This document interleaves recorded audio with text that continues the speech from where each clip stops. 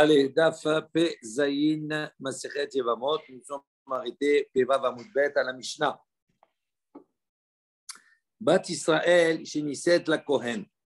Tochal Bitrouma. Donc une fille d'Israël qui s'est mariée avec un Kohen, comme d'habitude, on a vu déjà cela. Tochal Bitrouma, elle pourra donc manger la terouma à travers son mari.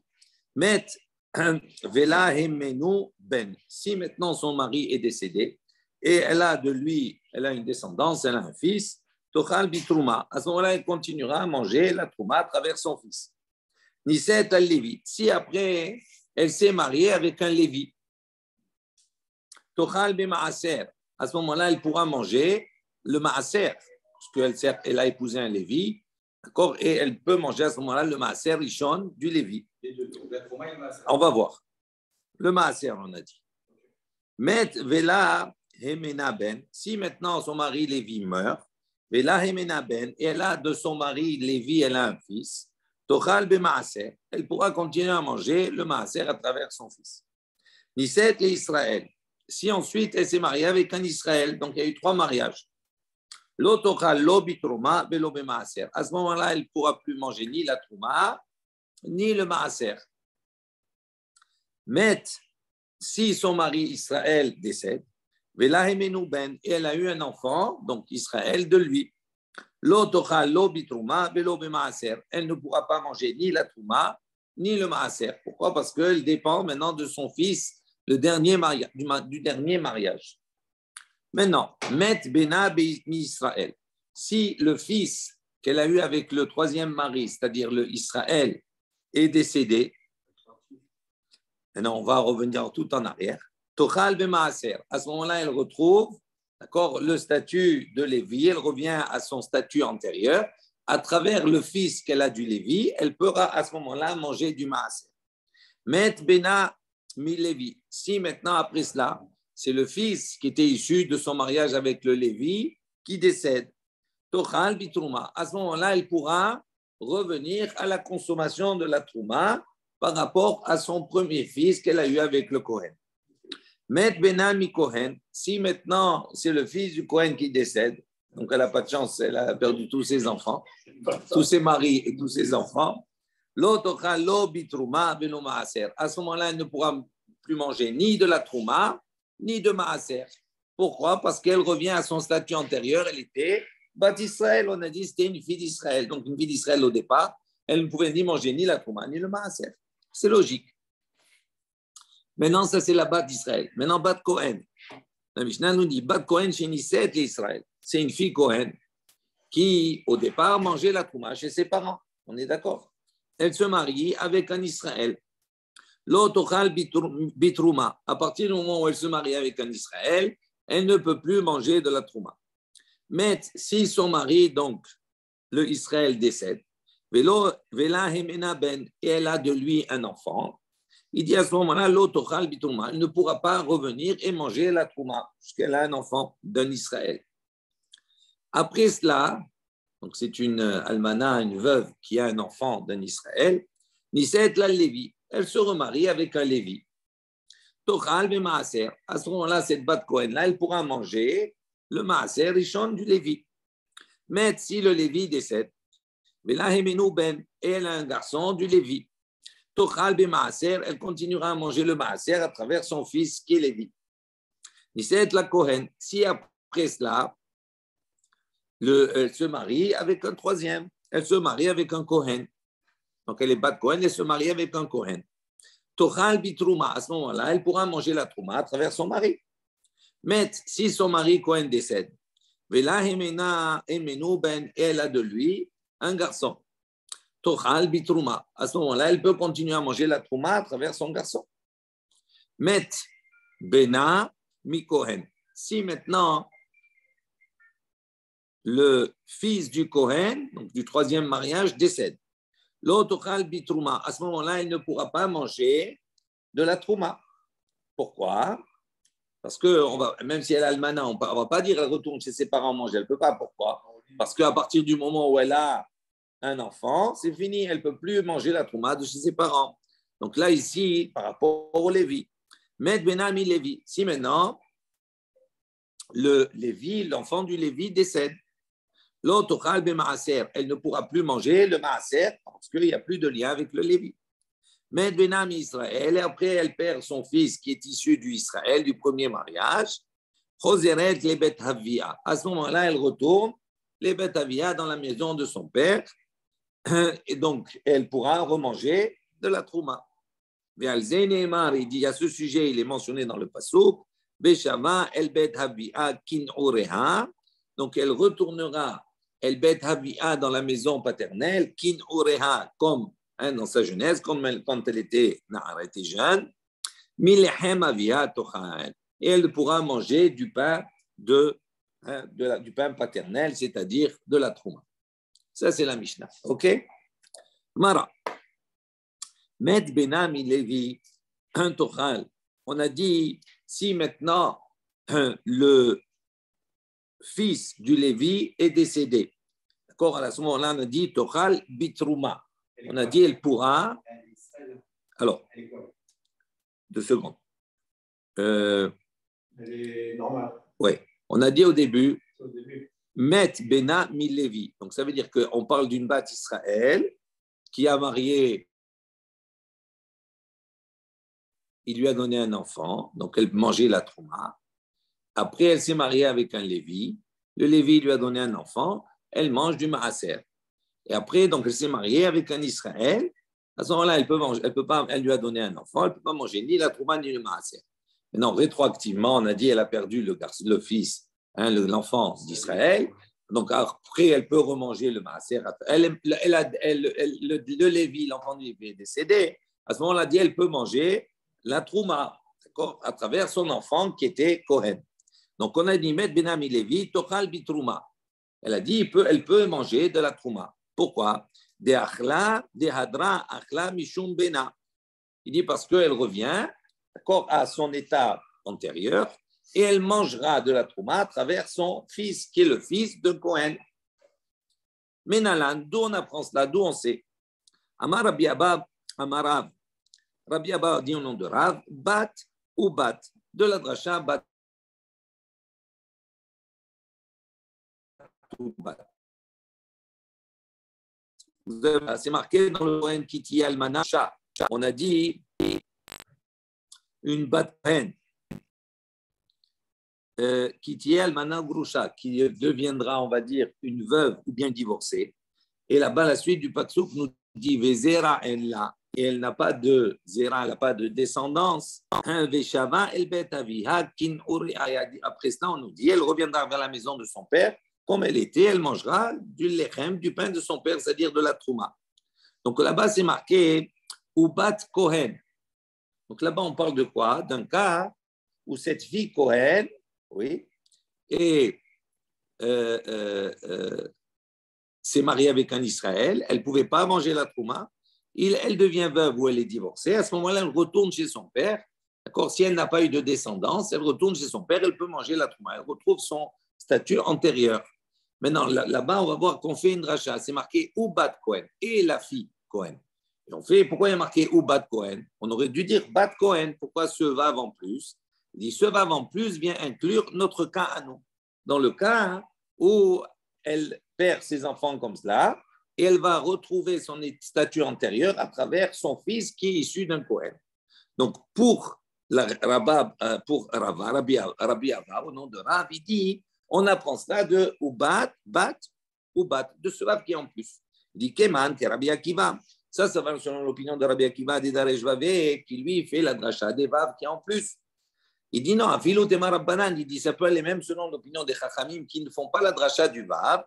Pourquoi? Kula Ubat Kara Yeterahu. Il dit parce qu'il considère que là-bas, dans le Passouk, le mot dans sa totalité, le mot bat ou bat, il est en plus. On n'avait pas besoin de l'inscrire dans le Passouk. D'accord? Par rapport au contexte là-bas. Donc les Chachamim disent à partir du moment où on n'avait pas besoin de marquer bat, si on l'a écrit, c'est pour nous rajouter une autre situation qui est la situation qu'on vient de voir maintenant. Ok. Donc on a apporté un enseignement. Tanura Banan, Chaim Otosini, Keshei Choseret. Maintenant on a dit lorsque cette bat Kohen, là on parle maintenant de la bat Kohen. Donc on a des bat Kohen et c'est marié avec un Israël. Ce Israël décède. Si elle ne elle n'a pas de descendance, à ce moment-là, elle choseret, elle revient dans la maison paternelle et elle peut manger l'echem avia, elle peut manger le pain de son père, c'est-à-dire la trouma. Et dans les Chachamim ont enseigné, ils ont dit, Keshe choseret, lorsqu'elle va retourner, choseret li trouma, elle va retrouver la possibilité de consommer la trouma, comme avant. Ve'ena choseret la chazé vachok. En revanche, elle ne reviendra pas, d'accord, à la possibilité de consommer chazé vachok, la poitrine et la cuisse, c'est-à-dire les éléments d'un korban shlamim qui sont donnés au Kohen. Il y a des éléments dans les korbanot qui sont donnés au Kohen. Quand elle était jeune fille, le Kohen qui recevait chazé vachok, qui pouvait donner à sa femme, à sa fille, etc. Il dit là, à partir du moment où elle est partie, s'est mariée avec un Israël, qu'elle est devenue almana et groucha de ce Israël. Même si elle n'a pas d'enfant, elle ne retrouvera la possibilité chez son père que de consommer la trouma, mais pas de consommer ses parties des korbanot. Amar Abrizna, Amar Rabina. Rabbi Israël a dit au nom de Rabina, Barshela, Maïkra. De quelle version on apprend cela? Qu'elle perd, on va dire, la possibilité de consommer chazé vachok. C'est marqué, Hi bitrumat hakodashim lotochel. Il dit parce que c'est marqué dans la suite, elle, bitrumat hakodashim. Donc les prélèvements des kodashim, lotochel, elle ne pourra pas manger. Merumam min hakodashim lotochel. Qu'est-ce que ça veut dire bitrumat hakodashim? Quand on dit cette expression-là, si on voulait enseigner uniquement hi hakodashim lotochel, elle ne pourra pas manger les korbanot. Il dit pourquoi c'est marqué bitrumat hakodashim? Pour nous expliquer que bitrouma, trouma, ça veut dire muram min hakodashim, ça veut dire ce qui est prélevé des kodashim. Qu'est-ce qui est prélevé des kodashim, des korbanot? Hazé vachok, c'est ce qui est donné, qui est prélevé, qui est donné au kohanim. Il dit l'otochel, elle ne mangera pas de cela. Donc on voit ici que d'après la Prisda, on apprend de ce pasouk qu'elle ne mange pas hazé vachok, elle retrouve la possibilité de manger la trouma, mais pas de manger ces parties, ces dons-là qui sont donnés au kohanim. Rav Nachman Amar, Rabba Bar Havua. Donc lui, il apprend de notre diouk, de notre approche. Il dit Milechem. Donc c'est marqué dans le pasouk, d'accord? Veshaval bet aviakin orea Milechem aviha tochan. Là-bas, c'est marqué qu'elle mangera Milechem. Qu'est-ce que ça veut dire Milechem? Du pain. Il dit Milechem velo kol lechem. Donc, à partir du moment où on dit mi, ce mi-là, c'est venir pour nous dire une partie du lechem. Quand on dit lechem ici, dans le sens de la nourriture. Donc, il dit, dans le mot lechem, on comprend non seulement la trouma, mais chazé vachok également tout ce que le Kohen peut manger. Et donc, il dit, puisqu'on n'a pas dit lechem, on n'a pas dit le pain, la nourriture de son père, mais on a dit mi, ça veut dire quoi? C'est une partie de la nourriture de son père. Donc, ça sous-entend qu'elle retrouve la possibilité de manger la trouma, mais il y a une autre partie qu'elle va perdre. Quelle est cette autre partie? Hazé vachok. Donc, Rabba Baravua, il apprend de là-bas. Mi lechem, velo kol lechem. Prat le hazé vachok. OK? Matkif la Rami Barhama. Rabbi Barhama, il vient objecter. Emma, prat le afrat nidarim. Dit pourquoi tu veux exclure là-bas en disant mi lechem avia, elle va retrouver qu'une partie de ce que son père mange, c'est-à-dire de la nourriture, de certaines pratiques chez son père. Pourquoi tu veux exclure Hazé Vachok?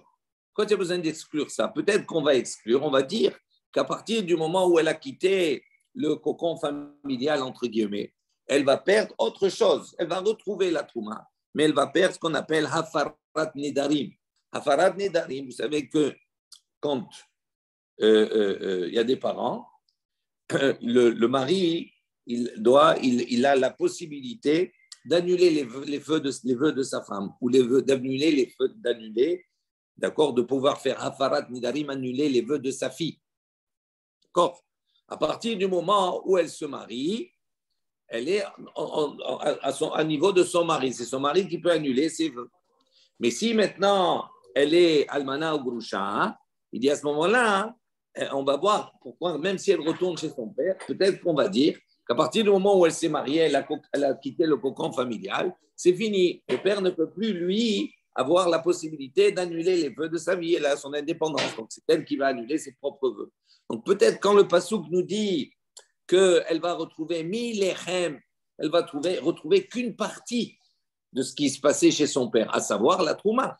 Mais peut-être à Zevachok aussi. Mais en revanche, la possibilité que son père ait un droit sur elle de lui enlever, de lui annuler ses vœux, peut-être que ça va partir. Donc c'est pour ça Mais nous dit. Pardon. Donc peut-être c'est pour ça qu'on nous dit ici, Matkif la Rami Barhama, il vient objecter, il vient dire Emma, peut-être que ce Milechem là, il vient nous enlever le fait que le père ne pourra pas à ce moment-là lui enlever ses vœux. Amar Rabba, il dit non, Rabba il a dit Kvar Paska Tana de Rabbi Ishmael. On a déjà rapporté l'enseignement dans la yeshiva de Rabbi Ishmael, on a tranché comme cela. Detana de Rabbi Ishmael, comme on va en enseigner dans la yeshiva de Rabbi Ishmael, c'est marqué dans le pasuk Veneder Almana Gurusha Yakum Aleha. Donc on voit que le neder, le vœu du almana, Gurusha, d'une veuve ou d'une divorcée, Yakum Aleha, il repose sur elle. Donc on voit Matalmud Lomar, il dit pourquoi on a besoin de préciser ce pasuk. Qu'est-ce qu'on vient enseigner? Il dit il dit c'est logique, pourquoi on a besoin de ce pasuk pour dire cela? À partir du moment où elle est veuve ou elle est boucha, ça veut dire qu'elle est sortie de la tutelle de son père, parce qu'elle s'est mariée, et comme son mari est décédé ou bien il a divorcé, ça veut dire qu'elle est sortie de la tutelle de son mari. Donc si elle est sortie de la tutelle de son père, elle est sortie de la tutelle de son mari. Donc à ce moment-là, on n'a pas besoin d'un passouk pour nous dire qu'elle est majeure et vaccinée, entre guillemets, que maintenant, tous ces nédarim dépendent d'elle-même. Donc, à quoi il sert ce passouk? Mais nous dit. Almana. Qu'est-ce qu'il y a? Pourquoi on a besoin de ce passouk? Qu'est-ce qui vient nous enseigner Veder Almana ou Grusha Yakum Alea? Et là, il dit, on parle dans un cas. Il dit dans le cas où le mari, par exemple, il est venu, il a donné le kiddushin à son père, il a donné le kiddushin à sa femme, ok? Donc c'est sa fiancée, mais elle n'est pas encore dans la maison de son mari. Elle reste toujours dans la maison de son père. Maintenant, qu'est-ce que son père a fait? Donc il a envoyé, d'accord, avec le père, il a envoyé avec les shluchim, avec des envoyés vers le mari. Il a fait accompagner. Ou bien c'est les envoyés du père, d'accord, qui sont en train de transmettre, qui la prennent pour la transmettre aux envoyés du mari. Maintenant, elle a quitté la maison paternelle, mais elle n'est pas encore arrivée dans la maison de son mari. Entre-temps, Nit Almela ou Nit Garesha. Entre-temps, le mari décède, son fiancé décède, donc elle devient une almana. Ou bien, entre-temps, le mari, son fiancé, il a changé d'avis, il a divorce. Il dit, Baderer, en chemin, ça se passe tout ça. Il dit, Ani Koreba. Il dit, quel est le statut à ce moment-là de cette femme-là? Bet Avia Shelzo ou Bet Baala Shelzo. Il dit, est-ce qu'on va dire qu'elle est, là, elle est en chemin, elle est entre les deux. Est-ce qu'on va dire qu'elle a quitté la maison de son père, elle est sous la responsabilité toujours de son père ou de son mari? Et là, l'Omar Lecha, il dit, mais pour te dire, il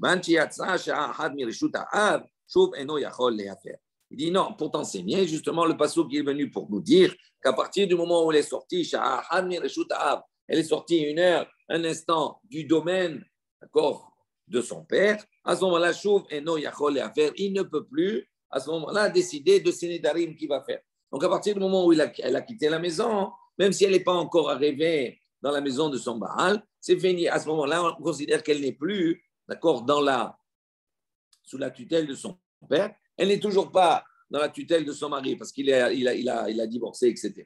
Et donc, c'est pour ça que le passouk qui nous dit dans ce cas-là. Qui peut enlever les détails là, dans ce cas-là? C'est elle. Elle n'a pas besoin, elle n'est pas sous la tutelle de quelqu'un. D'accord? Rav Safra Amar. Rav Safra, il va apporter une autre réponse. Ça, c'est autre chose. Qu'est-ce qu'on a compris là? On a compris là pour le moment.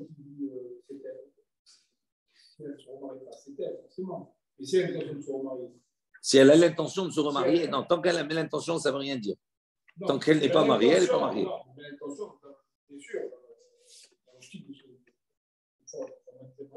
Si elle est plus son père, si elle n'est pas mariée, d'accord, elle a quitté son père. Non, mais si j'ai des vœux annulés, j'attends de me remarier pour que mon nouveau mari. Non, ça ne marche pas ça. Ça marche pas. Non, c'est pas comme ça. C'est pas comme ça.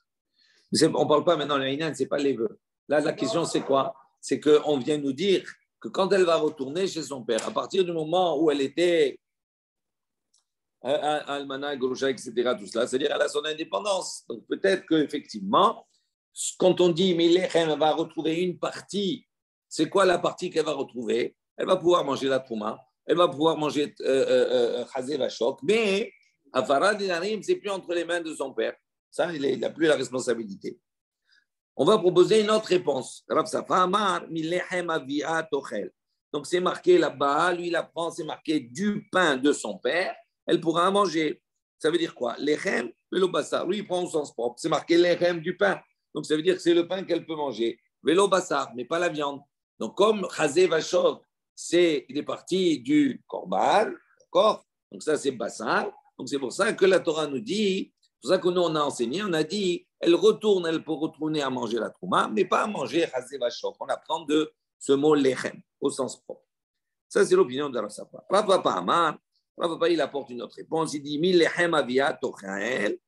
Il dit comme c'est marqué qu'elle pourra manger lechem avia du pain de son père. Lechem akanu il est avia. Donc il dit elle pourra manger en vérité ce qui est acquis par son père, c'est-à-dire le pain qui appartient à son père. Kanouille qui a été acquis, c'est-à-dire le pain, la trouma, ça appartient au Kohen. Donc une fois qu'il a, ça lui appartient. Donc, comme ça lui appartient, elle pourra retourner à manger quelque chose qui appartient à son père. Avant, on vient exclure, prat, les Chazé Vachok des Mishulchan Gavoa Kazachou. Il dit, le Chazé Vachok, ce n'est pas la même chose, ça n'appartient pas au Kohen. Le Chazé Vachok, ça appartient Shulchan Gavoa, c'est-à-dire ça appartient à Kadosh Baruch Hu, puisque c'est un korban. Le korban, il n'appartient pas ici au Kohen, il appartient à Kadosh Baruch Hu, donc ça veut dire que c'est quelque chose qui a été donné sur le Mizbeach. Donc, simplement comme il est Kohen, Zacha, il a eu le mérite de pouvoir tirer profit de Chazé Vachok. Mais ça ne s'appelle pas le Kinyan, ça ne s'appelle pas la propriété du Kohen. Donc, quand on dit il mange, on parle de propriété. Si je te dis maintenant, je te fais un cadeau, tu peux manger de ce cadeau parce que je te l'ai donné. Mais c'est un cadeau, ça veut dire que ça ne t'appartient pas à la base à toi. Même la trouma, là-bas, c'est pas. Ah non, la trouma, c'est un prélèvement, c'est un impôt. C'est par Israël. Oui, mais ça veut dire quoi? Ça te revient à toi, c'est ton dû. Oui. Donc, c'est de cet ton dû, ça veut dire que ça t'appartient. Oui. Donc, ça s'appelle ton lechem, c'est ton pain, c'est ta nourriture, c'est à toi. Donc, ça, c'est marqué milechem avia, donc il faut que ça appartienne au père. Tandis que les corbanotes, ils sont apportés sur le misbéach. C'est une image, ça appartient à Shulchan Gavoa, c'est-à-dire sur la table de l'éternel, du haut. Ça appartient à Hachem, un korban. Donc, à partir du moment où ça appartient à lui, qu'est-ce que la Torah dit? Dans ce korban-là, eh bien, les Kohanim, on va leur faire un cadeau. C'est quoi le cadeau? Chazé Vachok. C'est de leur donner la poitrine et une partie du korban. Donc, ça reste quoi? C'est un cadeau. Ce n'est pas considéré comme sa propriété. Donc, qu'est-ce qu'il dit ici, Rav Papa? Il dit, puisque c'est marqué Milechem Avia, que ça doit être le pain de son père, qui appartient à son père. Donc, c'est pour ça que lui, il dit, elle ne retrouvera qu'à manger la trouma, qui est effectivement un kinyan, une acquisition de son père, mais elle ne retrouvera pas la possibilité de consommer Chazé Vachor. Pourquoi? Parce que ce n'est pas canouille, ce n'est pas quelque chose qui est acquis par son père, c'est simplement un srout qu'il a, un mérite qu'il a parce qu'il est Kohen. On est d'accord? Ça, c'est la réponse de Rav Papa. Et Rava il dit, une autre réponse, c'est marqué, donc, concernant Hazé Atenoufa, la poitrine qui est balancée, et la cuisse qui est prélevée, Tochelou, donc vous mangerez, Ata, donc toi, Kohen, Ubanecha, Ubnotecha, tes enfants, tes filles, Itar, avec toi, ceux qui sont avec toi, Itar. Ça veut dire quoi? Bishman chez Itar, au moment où ils sont avec toi. Comme elle a quitté le cocon familial et qu'elle revient maintenant une autre femme, elle est Groucha ou Almana, donc c'est plus considéré itar. Elle est plus considérée avec lui. Et donc c'est pour ça que lui, il dit, ce chazé vachok, c'est uniquement quand on est sous la tutelle du père. Mais là, comme elle revient, elle était almana et groucha, donc elle est plus itar. Donc c'est pour ça qu'il dit, chazé vachok, c'est quelque chose qu'elle ne retrouvera pas à la consommation, uniquement la terouma. Donc on voit que chacun a donné des références différentes pour prouver cela. Amar Ravada Barhava. Donc Ravada Barhava dit, Tana, Kishihi Choseret, on a enseigné, Kishihi Choseret le betavia. Lorsqu'elle va revenir dans la maison paternelle, Choseret lituruma, elle va retrouver la possibilité de consommer la trouma. Vena Choseret la Hazé Vachok, elle ne va pas retrouver la possibilité de consommer, d'accord, les parties du shlamim. Bishvil, pourquoi? Pardon. Ça, c'est dans un cadre normal. OK? Donc, elle s'est mariée, Bat Cohen, elle a divorcé ou elle est devenue veuve, elle n'a pas d'enfant, de descendance, donc elle retourne chez son père, elle retrouve la possibilité de manger la trouma, mais pas Hazé Vachok. On est d'accord? Maintenant, deuxième enseignement qui est apporté dans cette baraita, Bishvil Bena, maintenant, par rapport à son fils, grâce à son fils, Choseret Av le Hazé Vachok, elle pourra retrouver la possibilité de manger les parties du korban. Ça veut dire quoi? Ça veut dire que maintenant, son mari est décédé, elle a un enfant, il est Cohen. Cet enfant, il est Cohen. Est-ce qu'elle peut continuer à manger la trouma? Oui. Non seulement la trouma, mais également Hazé Vachok. On va donner à son fils Cohen Hazé Vachok, elle peut manger Hazé Vachok à travers son fils. Hazal Rabbi Rav Mordechai, il est allé. Amra li Shafata Kameh de Ravashi, il a porté cet enseignement devant Ravashi. Amar, il a dit, mais Echa Kam Mitrabia. Il a dit, mais comment tu peux enseigner comme cela? Il dit, mi ubat. D'où on apprend cela? C'est marqué ubat. Encore deux ubat. Dans le passouk, on a dit ubat kohen kiti almana grusha, etc. Et après, on a dit en lazera, elle revient, d'accord, et elle mange la trouma. Donc, il a dit, d'où on apprend cela? Mi ubat, de ce ubat.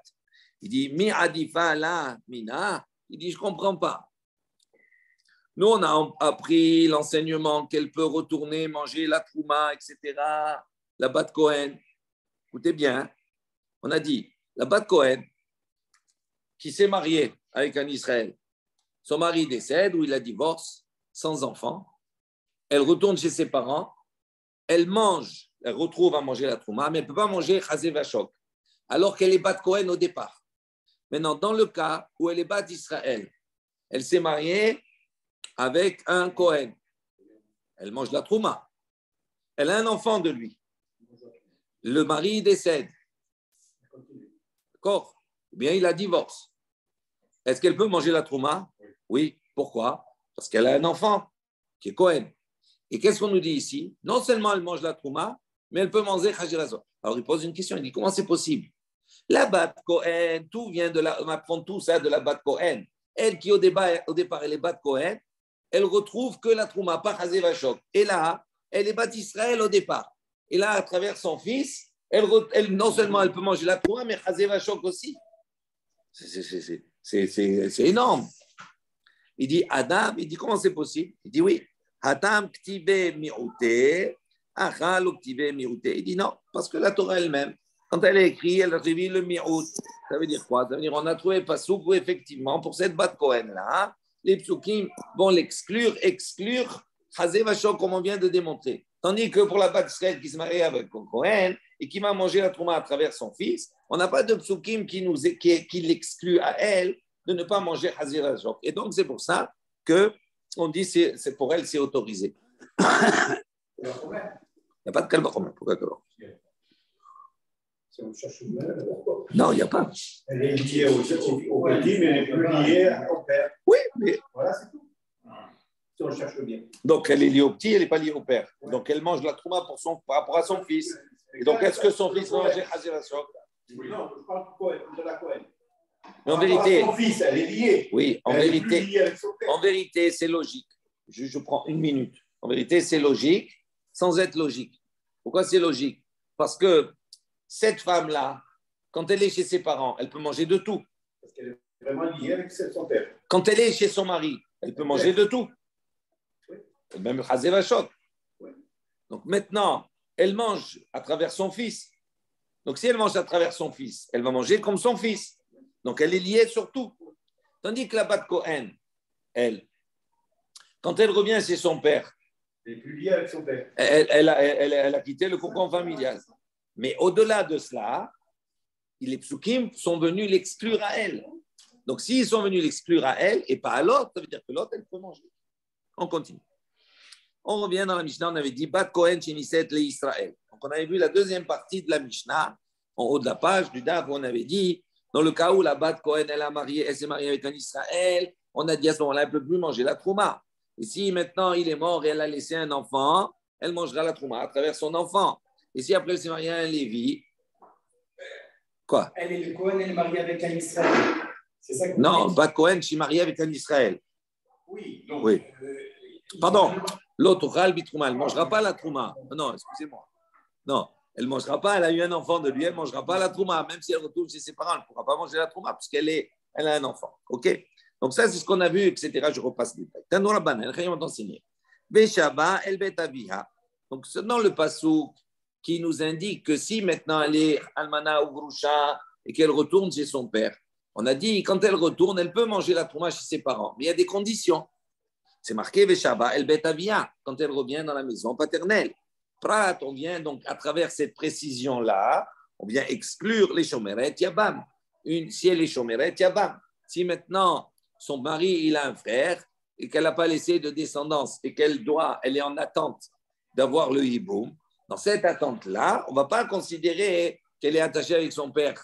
Elle n'est pas encore dans la maison de son père. Donc la Shomeret Yabam qui, elle, est une Bat Kohen, qui attend le hiboum avec le frère de son mari, qui est en Israël, elle ne pourra pas manger la trouma. On le déduit, parce que c'est marqué Veshaba el Betavia. Après, c'est marqué dans la suite du Passouk, Veshaba el Betavia, kin urea, comme elle était Nahara, quand elle était jeune fille. Qu'est-ce que ça veut dire? Prat le mi'ubberet.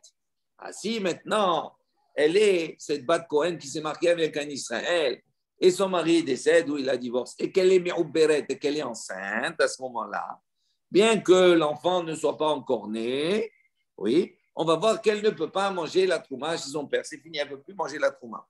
Donc, d'où on apprend ça, que la méouberet, que le obar, il empêche à cette Bat Kohen de manger la trouma, c'est marqué kin urea, comme elle était nahara. Là, elle n'est plus nahara, c'est fini. Elle est bogueret, là, elle est une femme accomplie, entre guillemets. Ça, on l'a déduit de ce passage. OK, on a compris jusque-là? Et le contraire.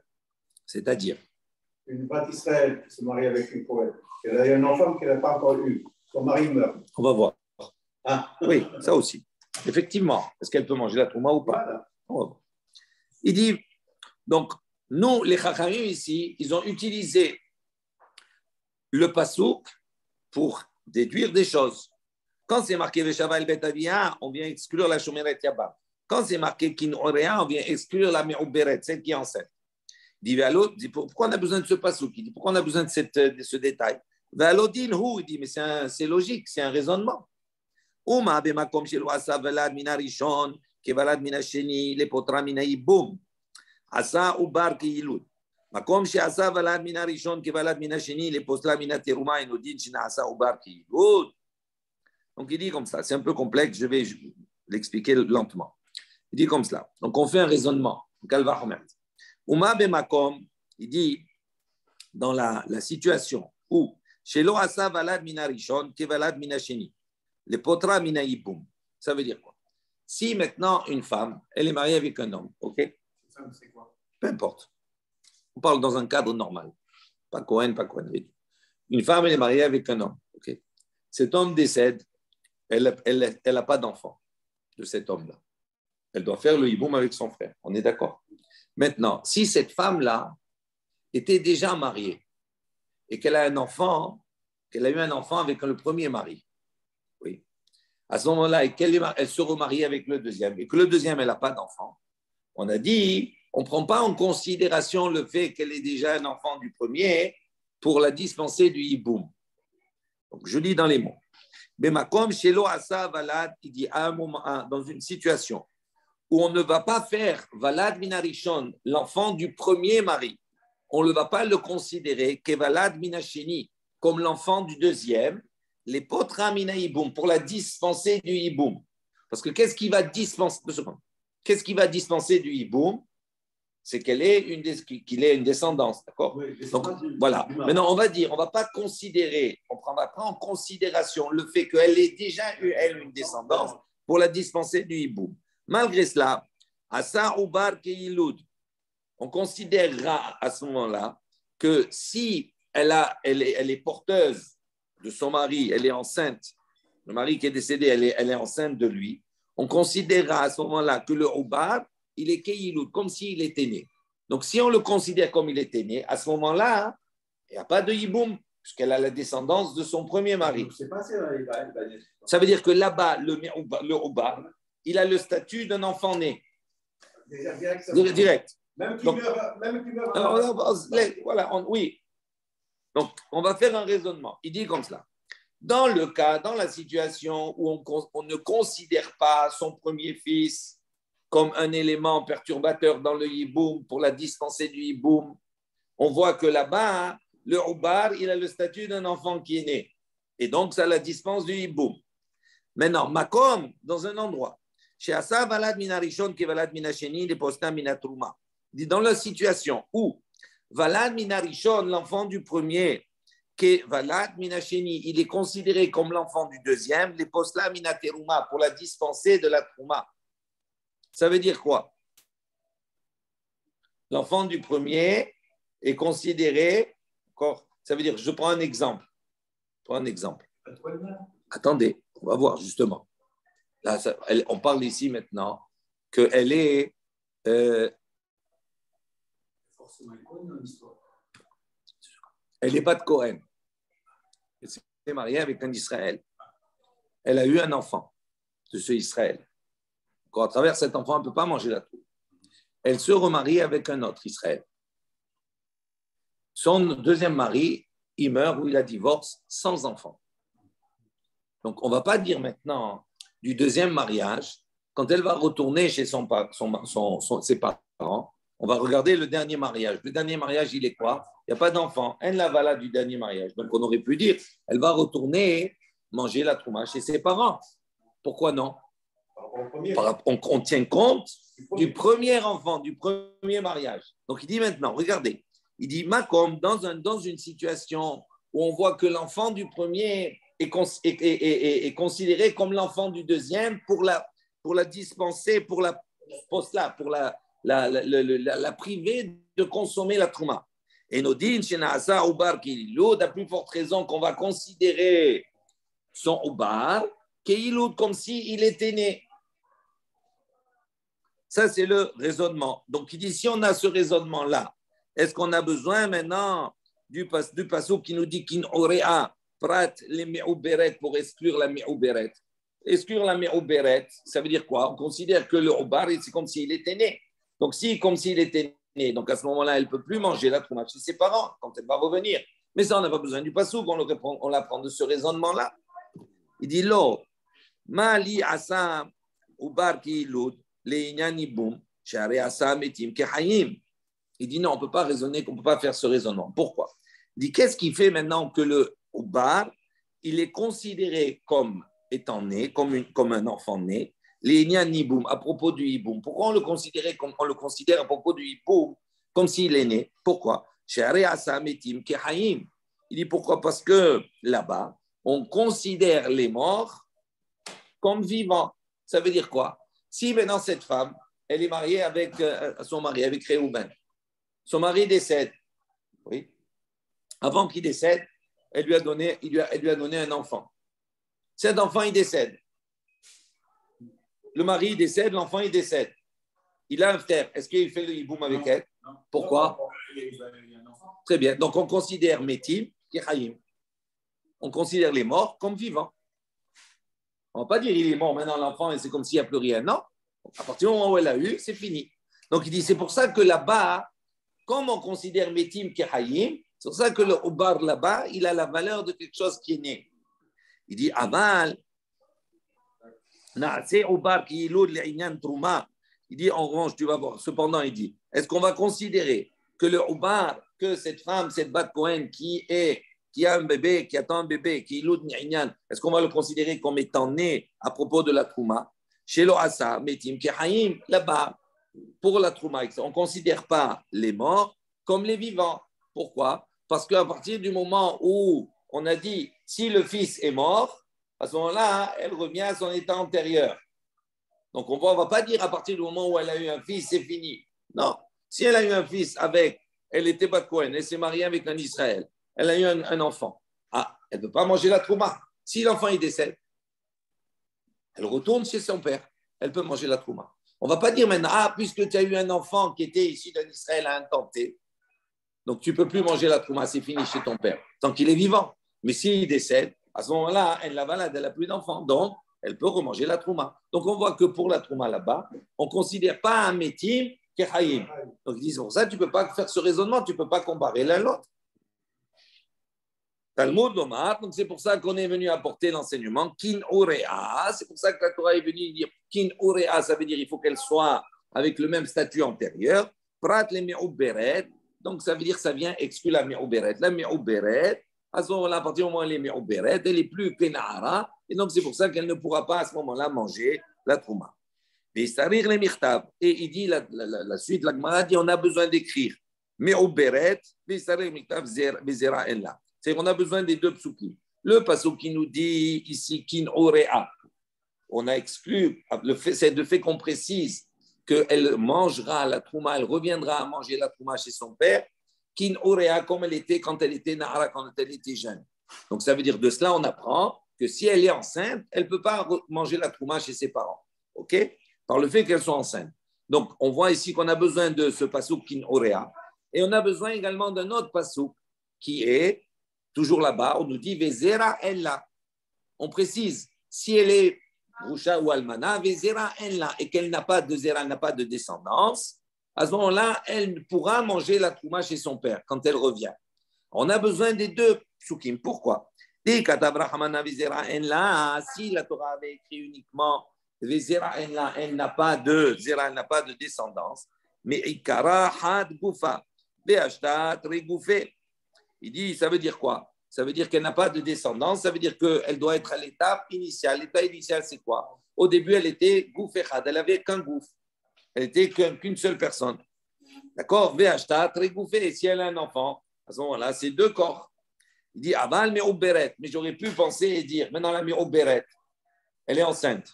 Il dit, deme'ikara had goufa, vehashta had goufa. Au départ, elle avait un corps, elle a toujours un seul corps.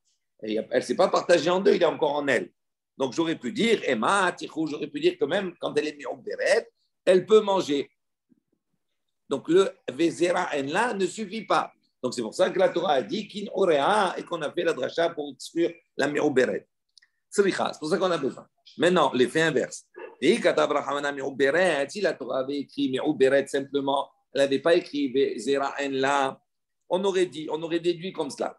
Des Me'ikara, Goufa, Srika. C'est-à-dire, au début, son corps, il est srika, c'est-à-dire il n'a pas comme un arbre qui est sérec, c'est-à-dire un arbre qui ne produit pas de fruits. Donc, il n'a pas de fruits en lui. D'accord? Donc, quand elle était chez ses parents, elle n'avait pas de fruits en elle. Donc, maintenant, elle a un corps qui est plein. Ça veut dire qu'il a les fruits, elle est remplie de fruits. Donc, on aurait dit à ce moment-là, effectivement, elle ne peut pas manger. Aval zera en la. Il dit, mais si on avait dit que zera en la, qu'est-ce que ça veut dire? Elle n'a pas de descendance. Ça veut dire quoi? Ça veut dire qu'elle n'a pas encore donné de fruits.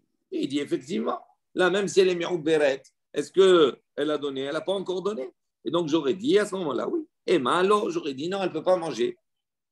Là où j'aurais dit, elle peut manger. Dans le cas où c'est comme ça, mi'uberet. C'est pour ça qu'on a besoin des deux. OK?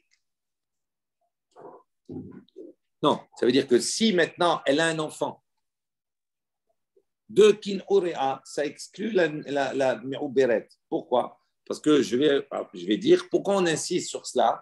Parce qu'il y a eu un changement entre le moment où elle était chez ses parents et maintenant. Quel est ce changement? Avant, elle était dans un cas où elle était vide, d'accord? Elle n'avait pas de fertilité.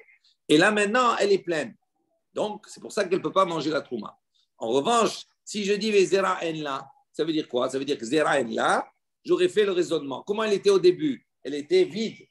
Maintenant, elle a enfanté un enfant, mais comment elle se présente chez le père? Elle est vide aussi, elle n'a rien dans le ventre. Donc, comme elle est vide, elle est vide. J'aurais dit, même si elle a un enfant, puisqu'elle est revenue à l'état initial, c'est-à-dire sans être pleine, donc c'est pour ça qu'elle peut manger la terouma. C'est pour ça que le passouk, il n'a plus besoin de préciser, kin urea, il a besoin de préciser, vezaira en la.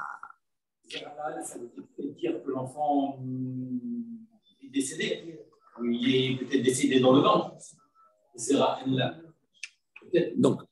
Donc c'est bien ce qu'on dit.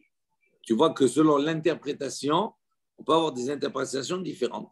Donc c'est pour ça qu'on a eu besoin de préciser kin urea, vezera en la. On aurait pu penser que l'un n'était pas nécessaire par rapport à l'autre.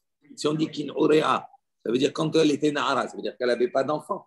Donc, pourquoi elle a besoin de dire qu'elle n'avait pas d'enfant? Et si je dis qu'elle n'a pas besoin d'enfant, elle peut revenir si elle n'a pas eu d'enfant. Donc, ça veut dire que quand elle était kin orea, pourquoi j'ai besoin de kin orea? Donc, vous voyez, donc c'est justement pour cette démarche-là montrer que l'un sans l'autre, on aurait pu penser des choses qui sont un peu bizarres, pas bizarres, mais qu'on aurait pu déduire d'autres choses. Et donc, c'est pour ça qu'on a besoin des deux pour finaliser et nous dire qu'elle ne peut pas retourner chez ses parents manger la trouma, soit quand elle est enceinte, soit quand elle a un enfant. C'est la même chose.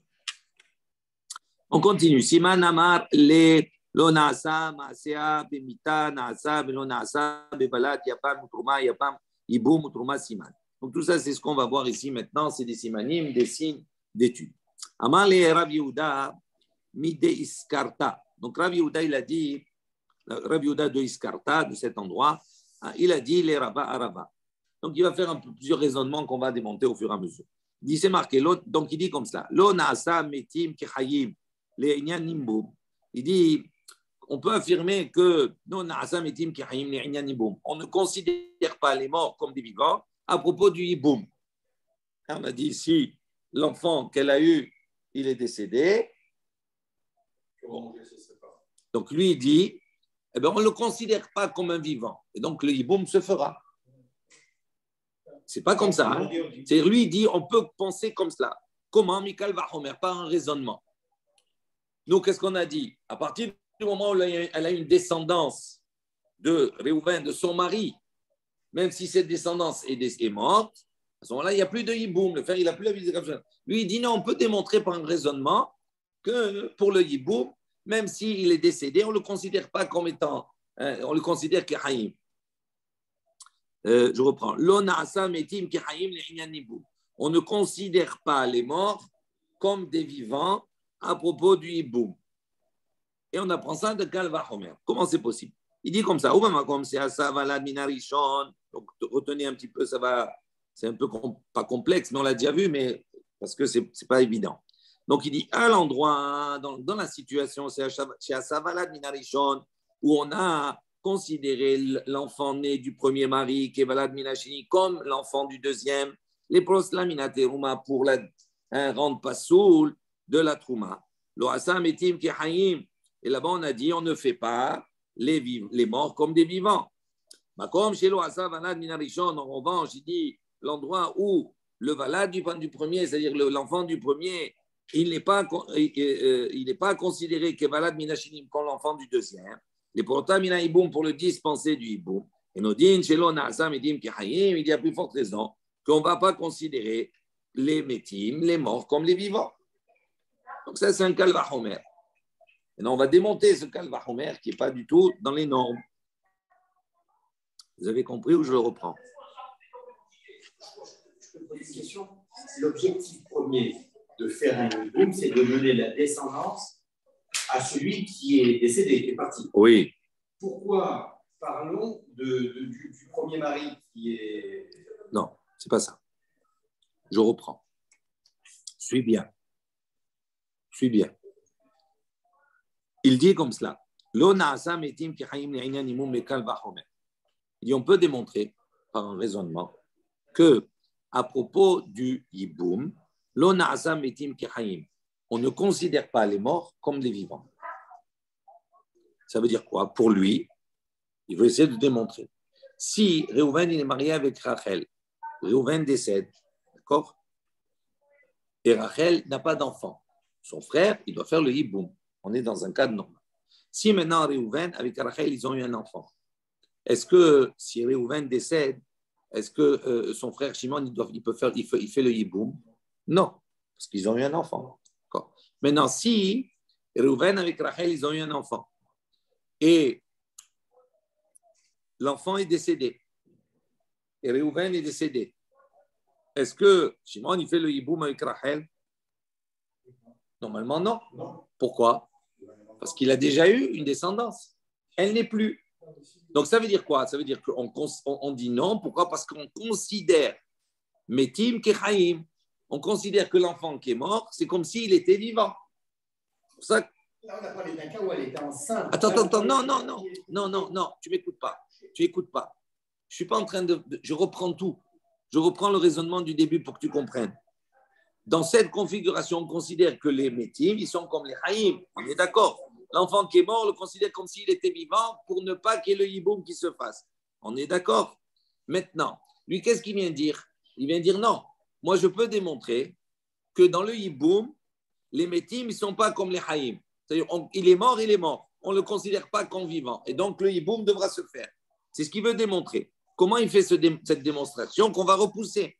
Donc, restez intellectuellement dans la démonstration. Ne montrez pas. Comment il démontre? Il dit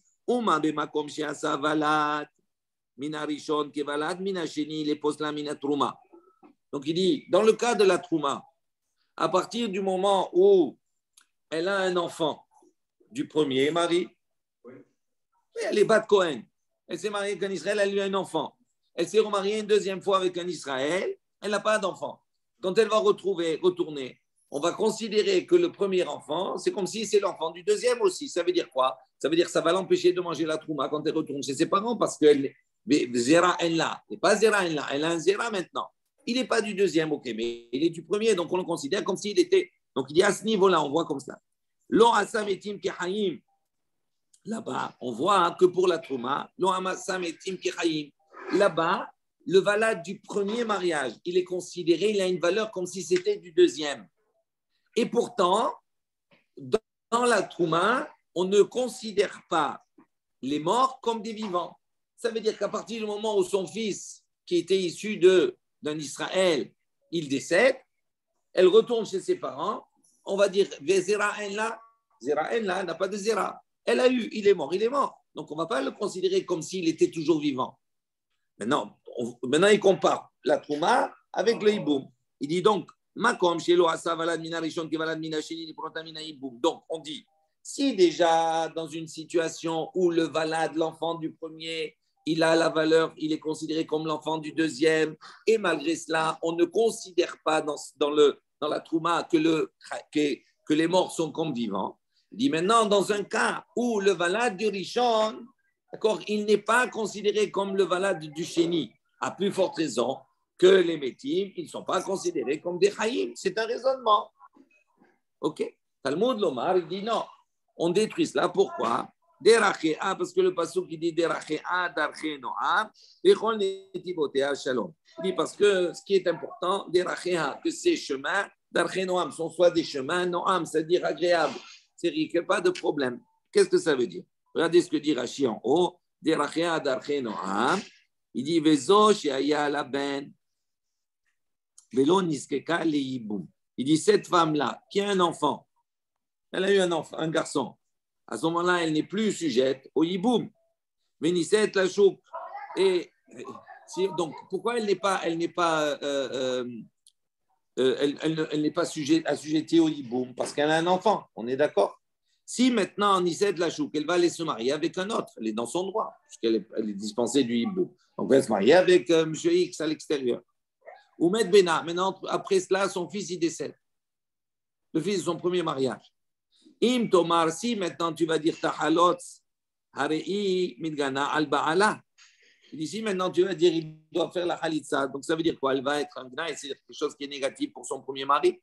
Il ka al-Korcha. Ben enlo, Besha'at mita, Ka'amar, Pe'are yeshlo.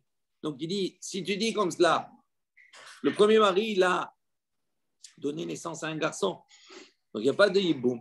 Elle va se marier avec un autre. Mais si cet enfant, il décède, qu'est-ce qu'on risque de dire? Il doit faire la Haïtza de l'autre. Le frère, maintenant, il doit faire la Khalitsa, oui, pour le premier, puisqu'elle n'a plus de descendance.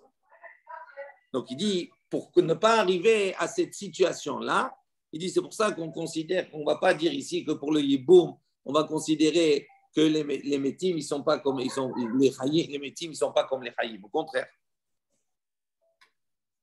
Deuxième raisonnement. Comme des Chaïm. Oui, c'est pour ça qu'il dit. Donc, deuxième raisonnement. Il dit, moi, je peux démontrer par un Kal Vachomer que les métim, les morts, sont considérés en le statut de Chaïm à propos de la Trouma. Donc, nous, on a dit quoi? On a dit, elle s'est mariée avec un Israël, ok? Elle a un enfant, elle ne peut pas manger la Trouma. Il meurt, elle peut manger. Il dit, moi, non, je veux te montrer que même s'il meurt, Kichaïm, il est considéré comme un vivant, et donc elle ne peut pas manger la Trouma. Par un raisonnement. Comment? Il dit, la même chose. Il dit, puisque on a dit, on voit qu'il y a une situation à propos du hiboum, où on va dire chez l'Oasavalad Minarishon, le valad du premier, d'accord, il n'est pas considéré comme le valad du deuxième. Si elle a déjà un enfant d'un premier mariage, on ne va pas considérer cet enfant du premier mariage, d'accord, comme un élément perturbateur pour le hiboum. Ce qui compte, c'est l'enfant du deuxième mariage pour que le frère fasse le hiboum. Donc on voit qu'on ne considère pas, on n'a pas de considération pour le valad du premier mariage. Et là-bas, malgré cela, pour le hiboum, on a dit Asam etim kehayim. On fait les morts comme les vivants. Que si elle a eu un fils avec Réhouven, qu'il est décédé, on considère qu'elle a eu un fils avec lui. Donc, elle ne peut plus faire le hiboum. Maintenant, makom chez Valad Minarishon, qui Valad Minashini, l'Iposla Minatrouma. En revanche, pour la Trouma, on va prendre en considération l'enfant du premier mariage, d'accord, comme si c'était l'enfant du deuxième. Et donc, ça va l'interdire de manger la Trouma quand elle retourne chez ses parents. Il dit, Enodin, Shinasam, Itim, Kihayim, il dit, donc, à plus forte raison que là-bas. On va considérer, on va dire que les métim, ils sont comme les chaïm. Et que même s'il est décédé, l'enfant, et qu'elle retourne chez ses parents, on ne va pas dire maintenant, ah, puisqu'elle n'a pas d'enfant, elle peut manger la trouma. Non, elle a eu. Donc on le considère comme un chaïm. Voilà. Donc bien sûr, on va le considérer comme cela, à plus forte raison. Dit Talmud Lomar, c'est pour ça qu'on a, c'est marqué Vezera Enla. C'est marqué Zera Enla. Qu'est-ce que ça veut dire Vezera Enla? Ah, Enla, c'est-à-dire elle n'a pas. Donc, est-ce qu'elle a à ce moment-là? Il dit non. D'accord? Donc, ce qui est important, c'est de voir au moment T, est-ce qu'elle a, elle n'a pas. Donc, comme elle n'a pas, donc on considère que quoi? On ne considère pas les métim comme les haïm. On regarde au T, qu'est-ce qu'elle a. Troisième chose, troisième raisonnement. Il dit, valad minarishon ke valad minashini, dis-moi, je peux faire, on va considérer le valad minarishon, l'enfant du premier mariage, qui est valad minashini comme l'enfant du deuxième, à propos du hiboum. Donc, ça veut dire qu'il lui dit, je vais faire un raisonnement et je vais démontrer que si elle avait un enfant du premier mariage et qu'elle s'est mariée avec Réhouven, qu'il est décédé sans lui laisser d'enfant, il dit, on va prendre en considération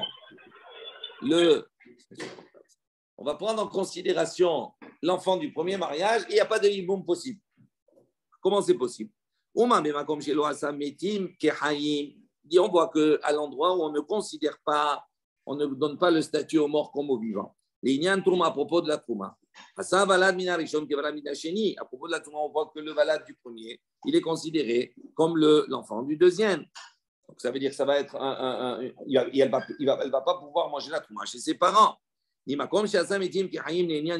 revanche, à propos du hiboum, où là-bas on considère que les métim sont comme les haïm, ça veut dire que si elle a eu un enfant de Réhouven et qu'il est mort, d'accord, à ce moment-là, le hiboum ne se fera pas parce qu'on considérera qu'elle a une descendance de son mari, même s'il n'est plus là. Il dit à plus forte raison qu'on va considérer, on va prendre en considération l'enfant de son premier mariage, même si ce n'est pas celui de Réhouven, qui sera un frein pour le hiboum. C'est un raisonnement. C'est pas très logique, c'est un raisonnement. Kalva Homer. Il dit, il y a un Homer. Il y a quelque chose qui est léger, quelque chose qui est chameau. Talmud Lomar, donc c'est pour ça que la Torah est venue dire, ou ben, en lo. On a précisé à propos du hiboum, on dit, Réhouven s'est marié avec Rachel, Réhouven décède, ou ben enlo. On dit, mais il n'a pas eu d'enfant. Lui, il n'a pas eu d'enfant. À ce moment-là, il y a le yiboum. Pourquoi on a besoin de préciser ou ben enlo? Ve'a enlo. Il dit, c'est pour te dire qu'on ne prendra pas en considération la descendance qu'elle a par ailleurs. Donc, c'est pour ça enlo. Donc, c'est pour ça qu'on dit ici, dans ce cas-là, tu aurais pu, par un raisonnement, qu'on se prenne en considération le premier enfant, l'enfant qui est dû à elle, qu'elle a eu d'un premier mariage. Il dit non. Qu'est-ce qu'on va prendre en considération? Ben enlo, c'est-à-dire l'enfant que lui, il aurait dû avoir. Troisième chose, quatrième raisonnement. On en prend 5 minutes. Dis-moi, je vais te démontrer que Valad bin Arishon, que l'enfant du premier, il est considéré comme l'enfant du deuxième mariage, l'Itrouma, pour le Inyan, pour le sujet de la Trouma. Mikal Vahomer, d'un Kal Vahomer. Ok? Il dit donc, dans le cas, dans on va dire la situation, dans le sujet, on va dire, où là-bas on considère Metim Kehayim, les morts comme les vivants, on prend en considération même s'il est mort.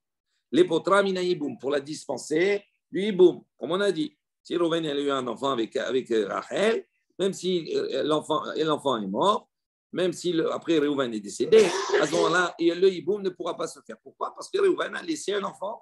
Donc, même s'il est mort, il est considéré comme Chayim. Il dit, en revanche, pour le Yiboum, on n'a pas pris en considération le Valad Rishon, c'est-à-dire son premier enfant à elle. Donc, comme chez l'Oasam et Tim Kehayim, maintenant, en revanche, à partir du moment où les Inyan Trouma, à propos de la Trouma, là-bas, on a dit, l'Oasam et Tim Kehayim, on ne prend pas en considération les morts pour des vivants. Ça veut dire que si cette Bat Kohen-là s'est mariée avec un Israël et qu'elle a eu un enfant, à ce moment-là, à partir du moment où elle a un enfant, elle ne peut plus manger la trouma chez ses parents parce qu'elle est assujettie à son enfant, qui est Israël. Mais si son enfant est décédé, à ce moment-là, elle peut retourner manger la trouma chez ses parents. Donc, on voit que là-bas, on ne considère pas Metim, Kehaim. À partir du moment où il est mort, il est mort. On ne dit pas maintenant, elle l'a eu une fois, donc ça y est. Donc, il y a plus forte raison qu'on va considérer à ce moment-là que le valad du Minarishon, d'accord, du premier mariage, il est valable comme il est considéré comme l'enfant du deuxième mariage.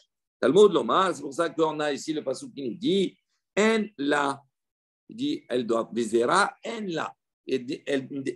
La condition pour qu'elle puisse remanger la trouma chez ses parents, c'est marqué Bezera et une descendance En la. Elle n'a pas elle. Veha Yeshla.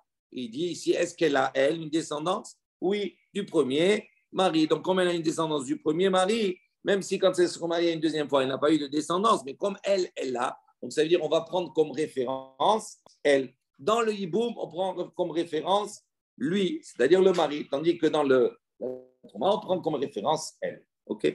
Adran alach yesh mutarot. On n'a pas terminé le daf aujourd'hui parce qu'il est très long. Donc, Bezrat Hashem, demain et les jours à venir. ברוך אדוני לעולם אמן ואמן. רבי חנן בן הקשה אומר, עשה הקדוש ברוך הוא לזכות ישראל לפיכך ירבה להם דורו ומצוות